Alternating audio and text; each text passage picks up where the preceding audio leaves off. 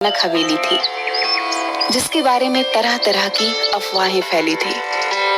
हर किसी का मानना था कि उस हवेली में कोई चुड़ैल का साया है। काफी बार गांव वालों को वहां पर चुड़ैल के होने का एहसास भी हुआ था। एक बार गांव के लोग गांव के चौराहे पर बैठकर सभी हवेली के बारे में बात कर रहे थे। अरे भैया, हवेली में भूत का साया है। मैंने खुद पेड़ों से फूलों को उड़ते हुए खुद हवेली में जाते हुए देखा है। अरे नहीं कल्लू भैया, वहाँ भूत का नहीं, वहाँ पर चुड़ैल का साया है। मैंने दो पायलों की आवाज सुनी है। अरे सुनील चच्चा, भूत चुड़ैल नहीं, वहाँ तो राक्षस है, राक्षस। मैंने देखा, मेरी गाय का दूध अपने आप निकलकर बर्तन में चला गया भैया, और फिर बर्तन हवेली में। बात तो सही है, मैंने भी हंसने की बहुत सी आवाजें सुनी है। जमींदार साहब, आपको हवेली और गांव के बीच में मजबूत दीवार बना देनी चाहिए। कम से कम ये भूत हमारे बच्चों को तो नुकसान नहीं पहुंचाएंगे। न जाने हवेली में भूत है कि चुड़ैल, लेकिन एक बार जब मेरे पति लकड़ियां काट रहे थे तो उनकी कुल्हाड़ी नीचे गिर गई। अचानक कुल्हाड़ी न जाने कैसे उड़ते हुए वापस उनके हाथ में आ गई। मेरी तो डर के मारे जान ही निकल गई थी। हाँ बिटिया, सच कहती हो, वहाँ कोई है जिसने हमारी सहायता की। मेरी पोती तालाब में डूब गई थी। अचानक तेज हवा चली और मेरी बेटी तालाब से उड़ती हुई बाहर आ गई। देखो भाइयों, मेरा बेटा अमेरिका से वापस आ रहा है। कुछ दिनों के बाद वो वापस चला जाएगा। उसे इन सब घटनाओं के बारे में खबर नहीं होनी चाहिए। उसके जाने के बाद मैं ये दीवार पक्की करवा दूंगा। गांव के ही किसान का बेटा भीखू खाद लेने शहर जा रहा था। रास्ता हवेली के सामने से ही गुजरता। जब वह हवेली के आगे से डरता हुआ पहुंचा तो उसने देखा एक सुंदर सी लड़की उसके सामने आकर खड़ी हो गई। तुम कौन हो और यहाँ क्या कर रही हो? तुम्हें नहीं पता ये हवेली भूतिया है? यहाँ रहना खतरे से खाली नहीं। मेरा नाम किरण है, मैं तो यहीं रहती हूँ। हम यहाँ आते जाते हैं, भूत तो नहीं देखा हमने कभी। अच्छा, पर ये तो भूतिया हवेली है और लोग कहते हैं यहाँ भयंकर चुड़ैलें रहती हैं। ये सब सुनकर भीखू मन ही मन डरने लगा। उसके दिमाग में यही चल रहा था कि जो कुछ भी आज तक उसने सुना वो सच है या झूठ। तभी किरण बोली, तुम्हें पता है मैं हवेली में ही रहती हूँ। अब ये क्या कह रही हो? पूरा गांव जानता है कि इस हवेली में भूत चुड़ैल रहती है। तुम चुड़ैल भूत जैसी चीजों पर विश्वास रखते हो? मैं फालतू में ही इतना सोच रहा हूँ। ये लड़की होकर भी नहीं डर रही। ये भूत चुड़ैल मन का वहम है, ये सच्चाई थोड़ी ना है। आओ, तुम्हें मैं अपने बाकी लोगों से मिलवाती हूँ। इससे तुम्हारा डर हमेशा के लिए खत्म हो जाएगा। भीखू किरण के पीछे पीछे चलने लगा कि अचानक उसे जोर का धक्का लगा और वह हवेली की पहाड़ी से नीचे गिर गया। गांव वाले तुरंत दौड़ते हुए भीखू के पास आए और पूछने लगे क्या हुआ। तभी भीखू के मुंह से बस ये शब्द निकले, हवेली, लड़की, किरण, हवेली।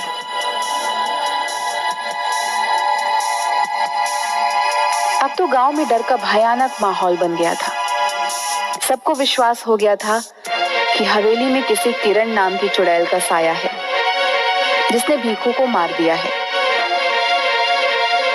इस घटना के अगले दिन ही जमींदार साहब का बेटा राजेश अपने दोस्त मयंक के साथ गांव आ रहा होता है।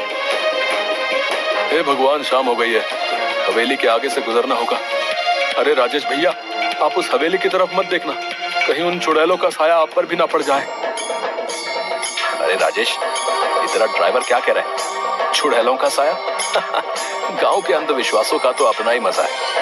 अरे ड्राइवर भैया, आप चुपचाप गाड़ी चलाओ ना, ये सब अंधविश्वास है, हम सब ये नहीं मानते। भैया, आज तक इस भूतिया हवेली में कोई एक रात नहीं गुजार पाया। बड़े बड़े लोग आए और बड़े बड़े दावे किए और फिर हार मानकर चले गए। अरे हम पढ़े लिखे लोग हैं, अमेरिका से आए हैं, हम इन सब बातों को नहीं मानते। ये सब अंधविश्वास है।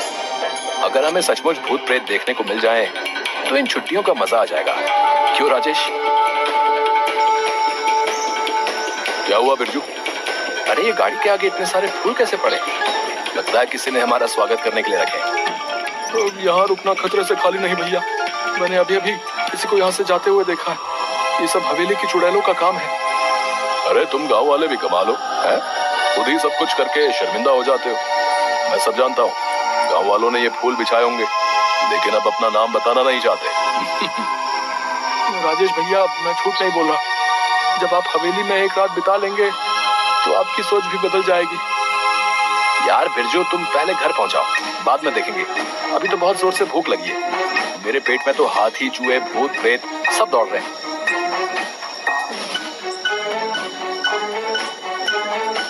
कुछ ही देर में दोनों दोस्त घर पहुंच जाते हैं और आराम से सो जाते हैं। अगले दिन जब वह गांव घूमने जाते हैं तो फिर गांव वाले उन्हें हवेली के पास जाने से मना करते हैं। आखिरकार गांव वालों की सोच को बदलने के लिए राजेश और मयंक उस हवेली में एक रात बिताने का फैसला करते हैं। ये मैं क्या सुन रहा हूँ राजेश, तुम हवेली में जाना चाहते हो? अरे तुम्हारा दिमाग तो ठीक है। हम उसे हेरिटेज होटल बनाना चाहते हैं, करोड़ों की प्रॉपर्टी है। अरे चाचा जी, हो सकता है इस हवेली में कुछ लोगों ने कब्जा करने के लिए इस तरह की अफवाहें उड़ाई हों। हम हमेशा के लिए इन सब का समाधान कर देंगे। ठीक है, अगर तुम लोग नहीं मानते तो जाओ, लेकिन अपने साथ 2 गार्ड, बंदूक और सुरक्षा का सारा सामान साथ ले जाओ।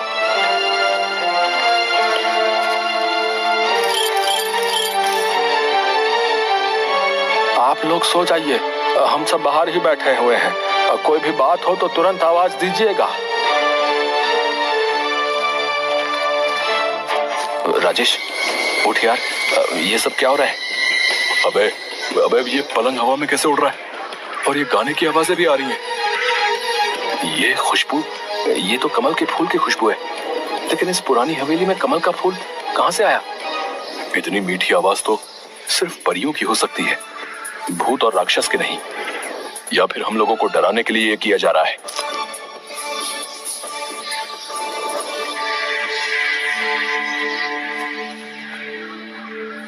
क्या तुमने वही देखा जो मैं देख रहा हूँ? हाँ यार, ये तो सचमुच भूतिया है। नहीं, हम यूं विश्वास नहीं कर सकते।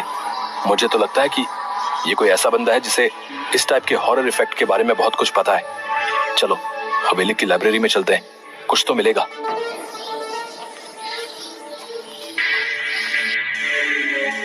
ये किताब दूसरी दुनिया की परियों की है, जो कभी कभी उस दुनिया से इस दुनिया में घूमने आया करती थी।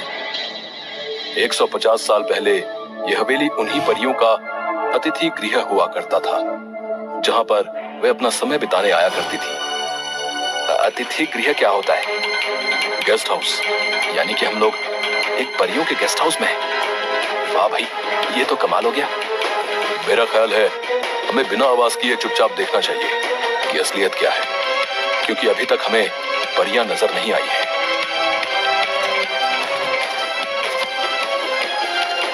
इसके बाद वो परियों का इंतजार करने लगते हैं। तभी अचानक उनके सामने जादुई संगीत बजने लगता है और बहुत सारी परियां सामने प्रकट हो जाती हैं। मैं हुस्न परी हूँ। हमारे घर में आपका स्वागत है मानव मित्रों। हमें खुशी हुई कि तुम हमारे यहाँ आए। आप दोनों तो कितनी अच्छी हो, तो आप लोगों से लोग डरते क्यों हैं? इसका जवाब तो वही दे सकते हैं। क्या तुम दोनों को भूख लगी है? हाँ, भूख तो लगी है। जो खाना लाए थे वो तो कब का खा चुके हैं हम दोनों। क्या तुम हमारी मदद करोगे इस हवेली की सफाई करने में? हाँ, क्यों नहीं। आवाज सुन जब गार्ड धीरज और मुन्ना अंदर आता है तो उसे मयंक और राजेश उड़ते हुए दिखाई देते हैं, पर परियां नहीं दिखाई देती। वो डर कर उन्हें छोड़कर वहां से भाग जाते हैं और जमींदार के पास पहुंचते हैं। जमींदार साहब, गजब हो गया। लगता है राजेश भैया और उनके दोस्त को भूतों ने अपने कब्जे में कर लिया। वो दोनों हवा में उड़ रहे थे। हे भगवान, अब क्या होगा? मेरे बच्चों को प्रेतों ने अपने कब्जे में लिया है। भूतों ने नहीं, चुड़ैल ने किया है, क्योंकि वहां से लड़कियों की आवाजें आ रही थी। वो गाना भी गा रही थी। हमने पायलों की आवाज भी सुनी। सभी गांव वाले बुरी तरीके से डर जाते हैं। मयंक और राजेश अगले दिन जैसे ही सूरज उगता है उन दोनों परियों को अलविदा कहते हैं। हम पर विश्वास करने के लिए धन्यवाद राजेश और मयंक, लेकिन गांव वाले हम पर भरोसा नहीं करते। इस हवेली से हमारी यादें जुड़ी हैं, इसलिए जब भी मन करता है तो कुछ वक्त बिताने हम यहाँ आ जाते हैं। लेकिन भीखू पर हमला तो सुबह हुआ था। मैं यही बताना चाहती हूँ, भीखू पर हमला हमने नहीं किया। हम तो सिर्फ गांव वालों को शहर से भागकर आए हुए तस्करों से बचाने की कोशिश कर रहे थे, जो सुबह के समय इस हवेली में छुपे रहते हैं और रात को तस्करी के लिए निकल जाते हैं। परियां राजेश और मयंक को बताती हैं, उस दिन जिस दिन पहाड़ी से गिरकर मर गया, उस दिन परी उसकी रक्षा कर रही थी, लेकिन सिर्फ भीखू को ही दिखाई दे रही थी। जब तस्करों ने भीखू को हवेली की तरफ आते हुए देखा तो उन्होंने उसे पीछे से धक्का दे दिया ताकि उनका रहस्य किसी और को न पता चल जाए। तो क्या तस्कर आपको नहीं देख सकते? नहीं, हमें सिर्फ वही देख सकता है जिसके आगे हम अपने आप को खुद दिखाना चाहें। हमने गांव वालों को तस्करों के बारे में बताने की काफी कोशिश की, लेकिन डरपोक गांव वाले हवेली में नहीं आए। आपको परेशान होने की कोई जरूरत नहीं है। आपने हमारे गांव की रक्षा के लिए इतने सालों तक हमारा साथ दिया है। आपकी सच्चाई हम सभी गांव वालों को बताएंगे और हम सभी गांव वालों के साथ अगले हफ्ते दीपावली मनाने यहाँ आएंगे।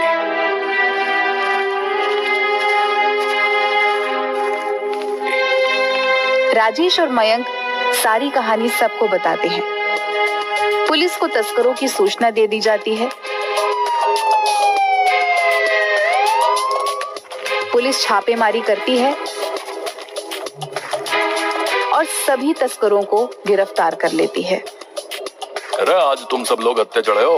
अब देखो इंस्पेक्टर टुंडे तुम लोगों के साथ क्या करता है। सबके नाक में दम करके रखा था। थानेदार साहब धन्यवाद वक्त से आने के लिए। आप इन सबको कड़ी से कड़ी सजा दिलवाइएगा। इन्होंने भीखू की हत्या भी की है। अरे ले चलो रे इन सबको गाड़ी में भर के। आप सब गांव वालों को अब इस हवेली से डरने की कोई जरूरत ना है। कुछ ना होता है ये भूत प्रेत। समझदार बनो तुम सब राजेश और मयंक की तरह। गांव वालों को राजेश की बात पर भरोसा होने लगता है। दिवाली के दिन सभी गांव वाले हवेली की तरफ चल देते हैं। परियों ने पूरी हवेली को दीपों से सजाया होता है। हवा में आतिशबाजी होने लगती है। परियां सबके सामने प्रकट हो जाती हैं। परियों को देखकर सभी बहुत खुश होते हैं और उनके साथ मिलकर दिवाली मनाते हैं। इसके बाद सभी हंसी खुशी से गांव में रहने लगते हैं।